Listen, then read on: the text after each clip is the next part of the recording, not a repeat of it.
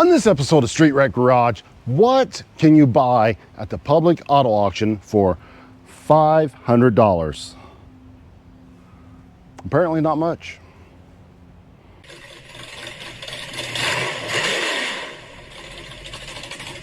So let's say you are working on a budget. You don't have a whole lot of money to spend. You need a car to go back and forth to work, and that's it. You go to the public auto auction. You have $500–600 in your hand, under $1,000. What are you going to buy? There's not a whole lot to choose from. You're going to the public auto auction, which is generally a little bit higher than a dealer auction, because only the public is going to pay for something like this. So after you look around, you come to the conclusion that this is the only thing that you're going to be able to get for $500. And that's exactly what we paid for this car. Matter of fact, the bid on this was, I think, $350. With auction fees, it came like $497, just a smidgen below the $500 mark. So we are all in on this car at $500. So it doesn't look like much. It's been wrecked. Now, the reason I want to buy a wrecked car out of the public auction is the impound auction. They get cars that have obviously been in an accident from the police department, and the insurance doesn't want them, or they don't have any insurance. They don't come back and get these cars.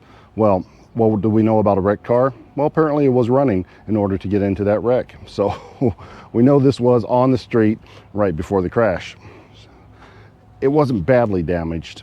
It lost this bumper cover. You can see there's a dent in the front of the main bumper, which isn't bad. The frame rails are not affected. They are not pushed in. They're not pushed over. The radiator wasn't damaged. The headlights weren't damaged. This car is a 2009. It has 192,000 miles on it, so that's a lot of miles. And it says it has keys, the engine runs, and it went into gear. So we have all of that going for us. It obviously was already on a spare tire, and it had been, looks like a previous crash. And it also looks like it had a previous crash, or somebody rear-ended this car and pushed it into another car. We don't know. So there's possibility 3 different crashes. Maybe the people that own this car, well, they just couldn't drive very well, but they were driving. Now that you have won your $500 car and you have brought it back from the tow lot, does it still in fact run? That's the question. And that would be no. No, it does not still run, because you let it sit too long. It sat for a long time in the tow lot, and the battery is now dead. Okay, let's try this. I just hooked up the old mini jump starter. See if this guy's gonna work. Yeah, there we go. Much better. So we have a dead battery right off the bat. Now the problem with these cars at the tow lot, they sit for a couple months, and it really takes a toll on the battery. Especially, we got this when it was colder, and sitting out in the cold for a couple months, no good for the battery. So the engine, it seems to run pretty good. No knocks, no ticks. It's not awful. About like a 4-cylinder should, I guess. The exhaust isn't loud. Still has this catalytic converter on it. Yeah, it's nice and quiet actually. But does it drive? That's what we need to know. Okay, so let's get in this garbage can and see what she's gonna do. And I don't have a good mount for my camera, and I don't know where that tree stump went to. I think we rolled over it. There we go. Oh, nope, there it was. A little bit of bump on the bottom. And we will take this out on the road and see what happens. Am I gonna have to hold this camera? It's already making noises. Check, check, check, here we go. Yeah, it's already creaking in the suspension. So it kind of sounds like we have some damaged suspension parts. And well, the steering wheel, that's misaligned. Oh, she's pulling over towards the left and it's making a clunking sound. And I don't have my seatbelt on. I should have put, can you hear that? Should have put my seatbelt on. Oh, get my seatbelt. There we go. It is making a clunking sound. And it's a little bit, not much, but a little bit swervy. So whatever, that kind of sounds like a spring. I hear a spring sound. Probably that strut is damaged. So I don't think, what it sounds like is that spring is stopped now because the road's smooth. Oh, you hear that? It's like every time we hit a bump, it's like da-da-da-da-da-da-da, and there's a little bit of a spring sound in there. And how much gas? We got a quarter tank of gas, which is probably $50 right about now. So we're $50 ahead. Oh man, it's making a terrible noise. I think that the only thing that's up there is that strut assembly with the spring on it. I'm hearing spring noises and I'm hearing a nice bumping sound, but it shifts through all the gears. The brakes work. They're pulsating a little bit, but probably because they are got a bunch of rust on it. That should go away. I don't know if you can hear that or not. Let me hit some bumps. Can you hear it? Can you hear all that? Hope so, because it sounds awful. Well, I'm gonna get it back to the shop and we're gonna have a plan, see if we can fix that. Okay, we're pulling back in here, and when I pulled in the first time, you could really hear the noise, so I backed up, and we'll pull in the second time and see if you can better hear it.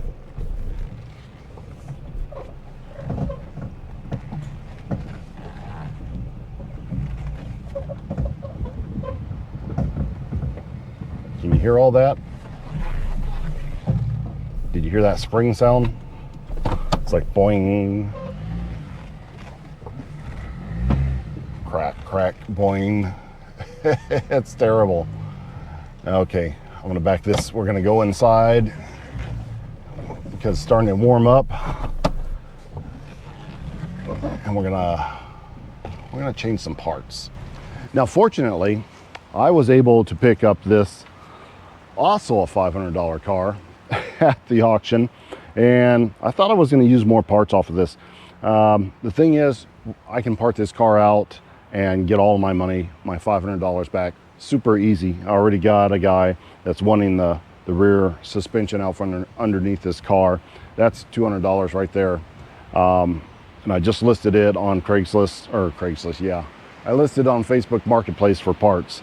The interior would be like $200 for the seats, and the wheels will probably be $200. We're actually gonna make a profit on this car after we're done. So we're saying these parts are they're just free parts. So if I had to put a value on some of these things, I think we're gonna need the strut assembly. I don't know. Out of the junkyard, was that like 30, 40 bucks? I don't know. I haven't bought one. But there's a lot of parts that we can still use. Actually, not a lot of parts. We're gonna use some parts off of this, and you know, cut our expenses down a little bit. Now, even though this was also a $500 car and was also hit in the front end, it really bent the frame rails on the end of this. And this car, it won't even start right now. Now, I don't know, it has an aftermarket alarm system on it or something, and it's complete garbage. It won't go. But it does have a nice interior in it, even though we do have pretty nice interior in our car. We won't be using this interior, but definitely can sell it for some good money. We could use this door. It's not the same color, but we have a dent in our other door. And I don't know, there might be a few other parts that we can use. I kind of like these wheels a little bit better. There's the wheel off the other one. I really like those better, but this is already here, and it has pretty good tires and stuff on it. I had to fix this one. It had a bad valve stem on it, so I already broke this down, put a new valve stem in it. That's the same tire. That's all we had to do to fix this tire, and that's the reason it was off the car.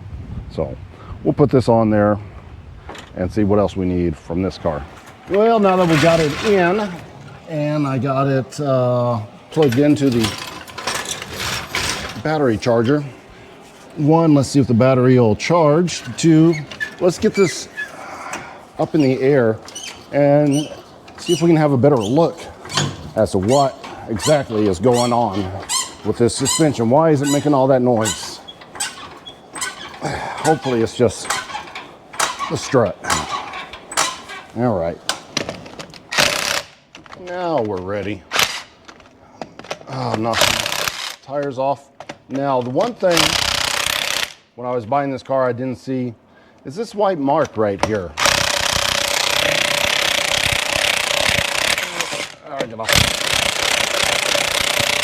Oh, that's stuck. Now, that white mark normally means that this socket is stuck. Now, what that white mark usually means is this was sitting somewhere alongside the street, and it was impounded for sitting. So maybe this wasn't towed in for the accident. Maybe this was towed in because they got in an accident, they brought it back to their house, left it sit out on the street, and never repaired it. That is going to be my best guess. Oh, stupid socket stuck on here. Come on. Well, that's special. Okay, I know better than to jack this up and just assume that all the lug nuts are not overly tightened. Ah, lovely. Come on. And of course the wheel turns as well. Nice. Come on. Yeah, not so much. But all the way down. Snap it off. There she goes. Wow, that was on there.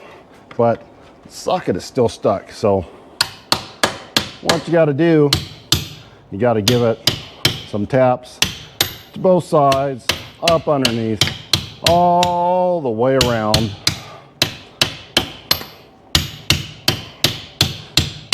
This looks like a bad thing, but it's really not.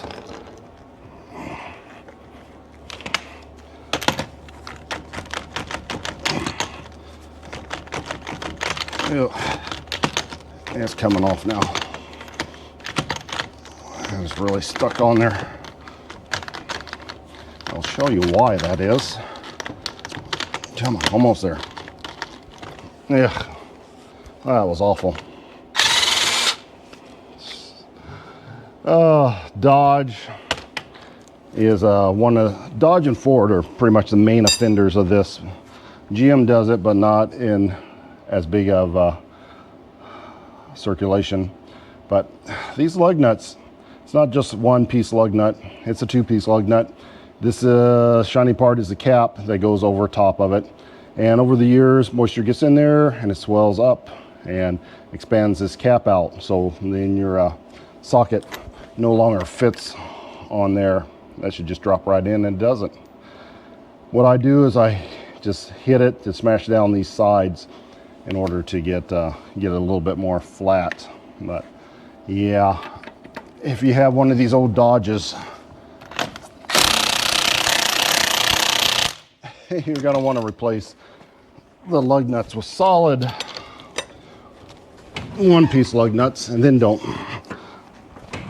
crank them down like Godzilla. There we go. And that is on there.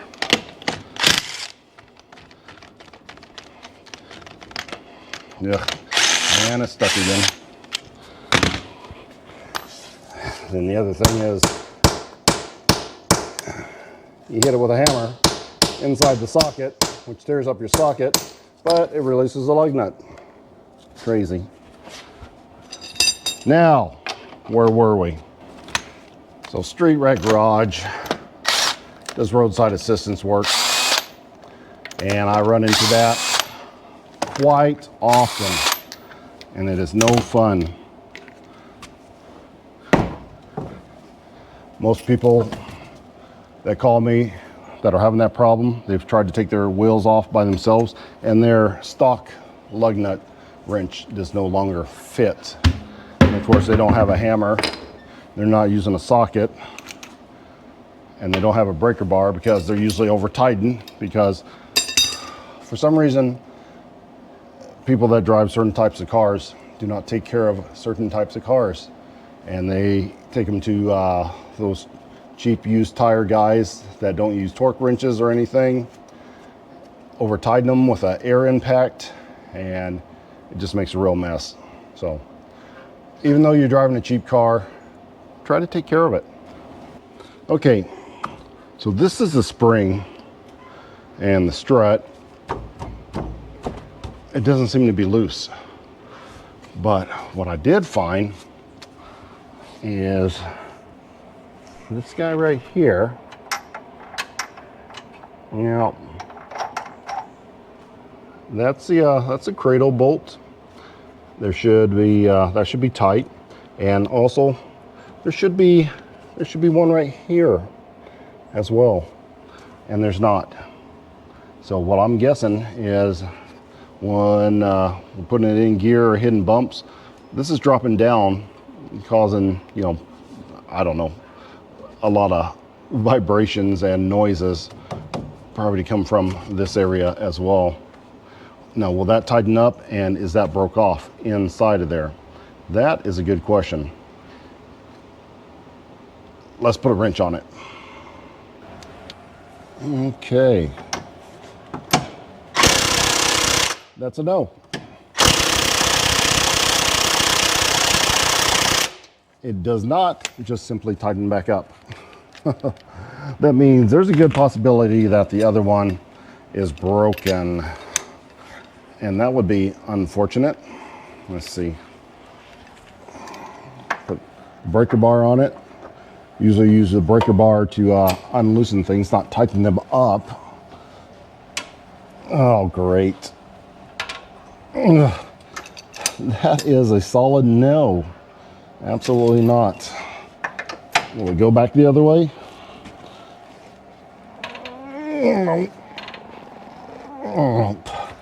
It doesn't want to. Oh, I mean, it moved a little bit. Oh boy, this is not good. Okay, what I just did is I let the jack down and took the weight off the cradle there, and you can see the threads right there. So we're going to come in here and PD blast this a little bit. See if that makes us any difference. See if we can get that bolt out without snapping it off and making this a parts car. Okay. I just tried to give it a little snug before I started recording to see if this was going to work out or not, and it broke. And even better yet, now we can see that the other one is also broke. Oh, that is fantastic. What can you buy at the auction for $500? Complete garbage. Now, what we can do is we can take the engine out in the cradle and drop everything out from underneath of it, and drill and tap those out, and spend a couple days getting this back together to have a total piece of junk car. What are we going to do with it? Yeah, we're going to part it out. It's garbage. So now, I think we're just going to call this video "What Not to Buy at the Auction for $500." Now, of course, we do have choices here. We can just take both of these cars, put them up for sale on Facebook Marketplace as projects, take them both, or we can just scrap them all together, just have somebody come out here and give us like $300 a piece for them, maybe, and lose money. There's not a whole lot of people. I've had the other one up for parts for a week, and I got the one guy that wants a cradle out of it, and that's it. And that's not even a definite. Or do we find another parts car, go even deeper into debt, and maybe get not a parts car, maybe a good car that needs some body parts or something, and do that? That's a good question. I'm thinking we cut our losses and start over again. So I think I have come to the conclusion that buying cars for only $500, I think those days are over.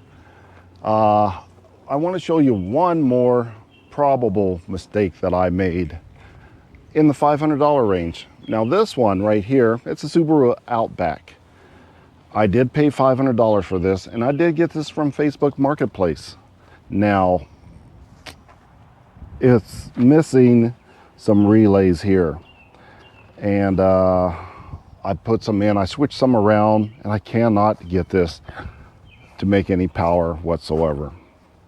Another $500 probable mistake, but the thing is, this is actually a good parts car. Or I have another YouTuber friend, Scrapyard Productions, Ronnie. He races these and demolition derbies these. I sold him one before like this, and he ran it this season. It still has a lot of good parts left. I'm pretty sure that he'll take this off my hands for at least $500, or I might just give it to him for work on one of my other cars. This actually, I don't feel bad about giving $500 for this, but I think I'm done buying cars for only $500. Those days are over. Back in, the 90s, even the early 2000s, you could get a car for $500 and you could drive it around. I bought that truck for $500. It was running. Was it running? I think it was running. But I've bought several cars for $500 that I could just jump in and drive down the street. It's just gone.